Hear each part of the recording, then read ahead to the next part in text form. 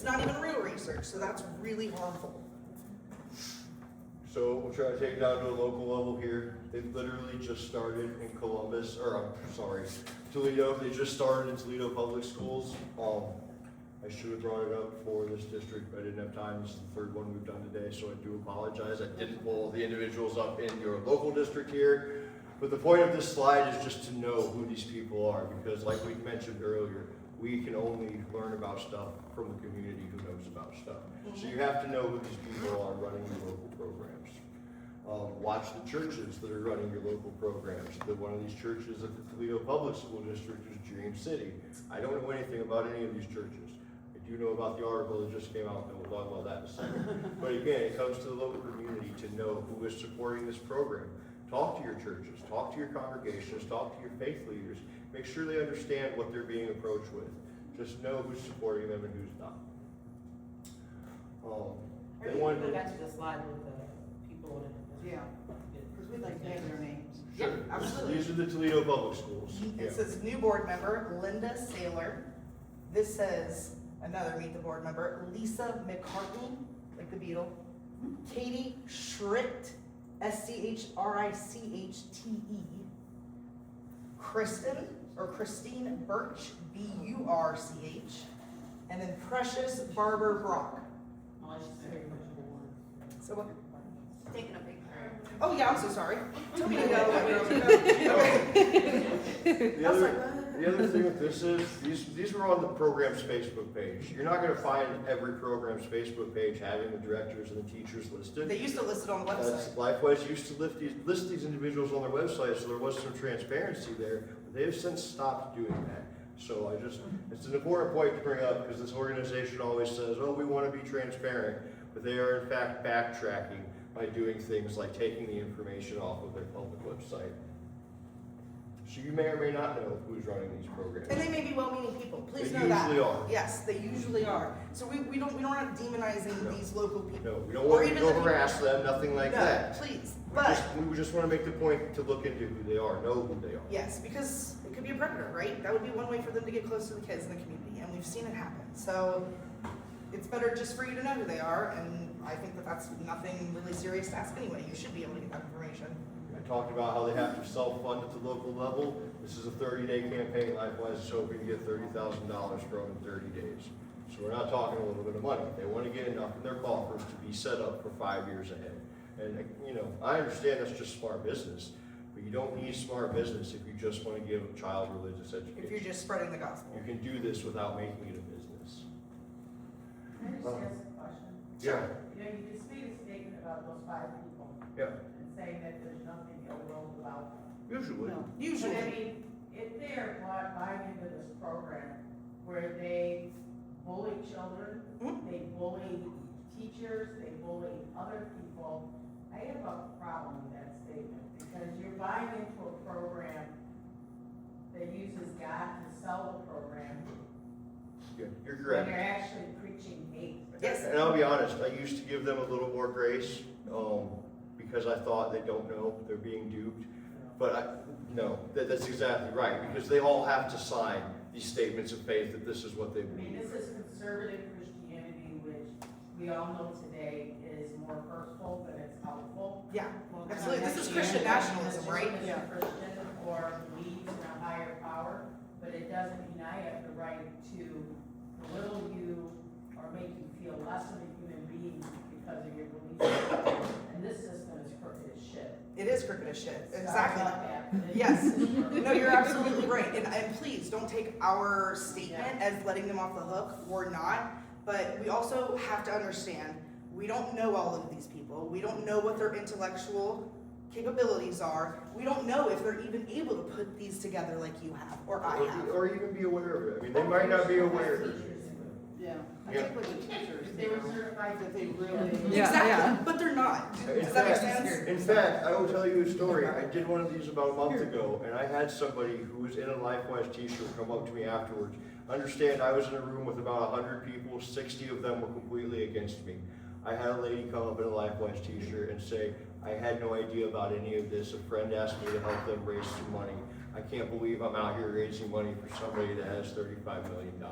And we would say that that lady did mean well in her own way, right? Was she ignorant, naive? Absolutely. But that's why we're not gonna make a blanket statement that they're all evil or that they mean to do this. But what I will say is that for every one person that's naive and means well, there's 10 that know exactly what they're doing. Yes. I had a comment. Yes. Okay, I went to a Catholic grade school, Catholic high school. Okay, and I believe in the separation of church and state, let's make that clear. But I just a little rebuttal here. I cannot remember any time being bullied to say a prayer or anything like that. And I went to Cardinal Stritch, I wasn't bullied or anything like that. And if I just shut up or even go to mass, they didn't say anything. So I'm just saying that's a little counterpoint to, I believe bullying does occur, but I'm just opening that up a little bit. Sure. So when you were in school, part of the issue is that in polite society, we used to not talk about this stuff. And we used to not also give anybody crap for whatever their differences was. It was more of like, oh, okay. We don't talk about money and religion, like this is polite society. With the growth of Christian nationalism, with the rising tide of fascism in the country, this is being weaponized. So it is not just religious bullying like you would normally see or we've seen throughout history and Yeah, I spots. see the statistics, Yeah. there's a lot of stuff there. Yeah, this Yeah. is something totally different. This Yeah. is Christian nationalism. And again, that you probably weren't Well, bullied because you weren't leaving to go do something fun and cool and being taught that all the other kids back in school were going to hell. but in Yeah. Catholic school, so, because I grew up in a Catholic school, there's one class that teaches religion. Yeah, I'm going to the school. That could be, Yeah. Well, in Catholic school, you have one class that's all about religion. And if you agree to go to the school, then you have to go through religious Yeah. classes. But then after that, there's never any talk about it. No, I've heard a lot of people that How go do we get that, you to college? Because we're here to educate you on the other side. yeah. All right, I know we kept you here a long time. We're almost done, I promise. And we'll get any questions that you have here, just a couple minutes, only got a few more slides left. So thank you all for bearing with us. A lot of people want to know what they can do because we've taken you on a horror ride tonight, right? So a lot of people want to know what they can do, especially in a state like Ohio where the school districts have to work with these programs. This is one of the best policies that I have seen, and I have seen a lot of school district Hundreds. policies. There's about 3 or 4 of them that I point to as really good examples, and Toledo Public Schools is one of them. The first thing they're doing is they are requiring a written request to be submitted annually. We talked about how LifeWise themselves, their policy is sort of like, you sign your kid up once, they're going forever till they graduate unless you specifically tell us otherwise. And this school is saying, you have to redo all that crap every year for every kid. So that is really important that they do that. Well, what else do we have? The consent forms also must include specific information about the dates and the times the student is being released. How long, the name and address and contact information of the sponsoring entity. And we don't, that's the thing, you'd think that would be common. We don't see that in any other policies. Right, because again, if you think your kid is just gonna be missing library time, and turns out they're missing science time, and nobody told you, you might be a little upset about that. The district does not assist in taking or enforcing student attendance. They're not gonna tell a student they can or can't go. The sponsoring entity must provide the district and parents with proof that the entity holds liability and other appropriate insurance. This is a huge one. By law, by that Supreme Court precedent, the liability has to be taken by the third party. That's a whole other issue we're not gonna get into because any of you are educators, you know that a public school cannot give up their responsibility to children at all. They can't. It's the law. So I don't know what they were thinking in 1952, making this thing a thing, but there's no way for a school to protect itself from liability and still allow this to happen, period. Another big point is the memorandum of understanding. School district says that the sponsoring entity, because again, any program can do this. We're talking about LifeWise today. Any program can do this. So they say the sponsoring entity must execute a memorandum of understanding, which is kind of a contract, but not really a contract.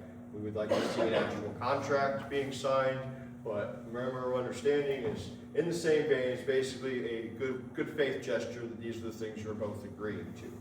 You can get into a lot more details in these memorandums than you can in district policy. So this is where you could really get into the weeds of things in these, quote unquote contracts that aren't contracts. Another point that they have is if you're going to be transporting any students, you need to transport all students. You cannot discriminate, and you need to provide transportation for students with disabilities.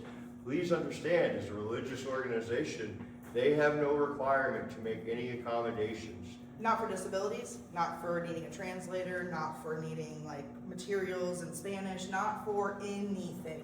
There is no federal or state guidelines on that, so the school is making the line in the sand. They're the ones holding them accountable for this. Another thing they do is mark the class as core. I think we already covered that a little bit. Teachers will not be allowed to adjust their lesson plans. The sponsoring entity agrees that they will not send materials back, like candy and trinkets and toys and clothing. This is a very big point that made some news. First Liberty has threatened to sue school districts who say, you can't bring materials back. They said we should be able to bring our Bibles back and our worksheets back, or we will sue you. You need to take this out of your policy. Great, we're not going to argue that they can't bring their Bibles or their worksheets, but we're talking about candy and trinkets and toys and incentives.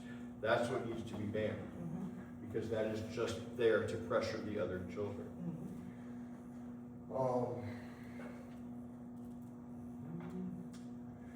Just a couple other things. They have to submit their background checks, which we kind of touched on in Indiana. They have to do that. The district will not provide lunches. That's a big one. Because they are taking, our federally funded free lunch, reduced lunch program. They are absolutely packing those lunches up and sending them off campus with LifeWise kids. When we called and talked to the USDA said, what? And then very quickly, Ohio stepped in and said, don't worry, we'll fit the bill. And then very quickly after that, the USDA stepped back in and said, don't worry, it's fine. Because an RTRI program is technically a school-sponsored event. No, it is not. So the USDA has that completely wrong, and we're in the middle of that. They also say the district will not include schedules of classes for these programs in any materials or publications. They will not hand out the permission slips. They will not include pictures or records and reports. This is a huge one. Well, keep in mind, some of this may seem like you would just think that's the case in the law, Yeah, right? like common sense. But it's not, and it's really important when we're talking about districts putting these policies in, especially when we're talking about big districts with multiple Thousands schools of in kids, them. yeah. Because this will run one way in one school and run a different way in another school. In the right? same district. So it's important that the district lays out these expectations for all of the schools.